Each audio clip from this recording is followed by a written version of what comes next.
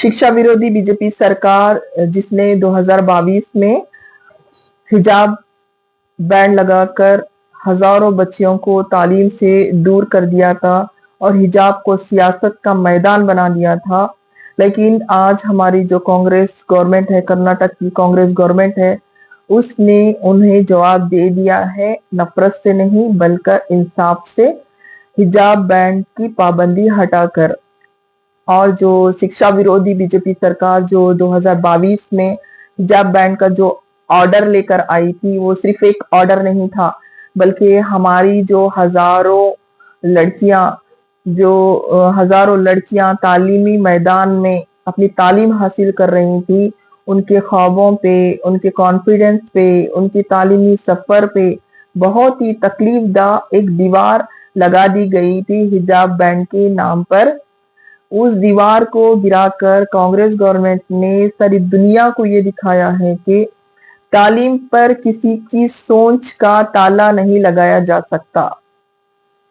मैं इस ऑर्डर का दिल से वेलकम करती हूँ और दिल से हमारे जो रेस्पेक्टेड सीएम हैं कर्नाटक का गवर्नमेंट, कांग्रेस गवर्नमेंट के, उनका दिल से शुक्रिया अदा करती हूँ।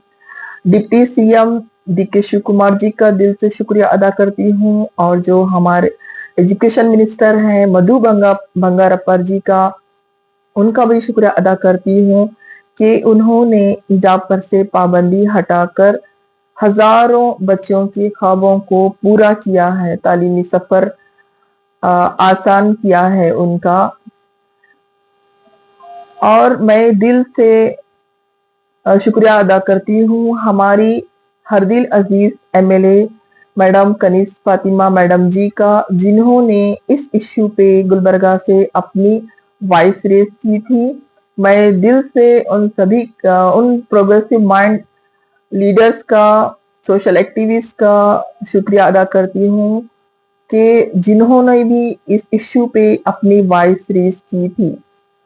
कांग्रेस गवर्नमेंट सिर्फ स्लोगन्स नहीं लगाती है, बल्कि वो अपनी गारंटी भी बखूबी निभाना जानती है। ये फैसला सिर्फ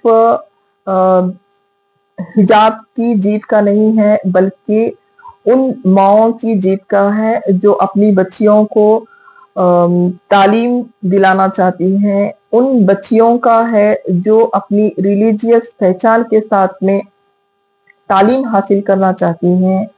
और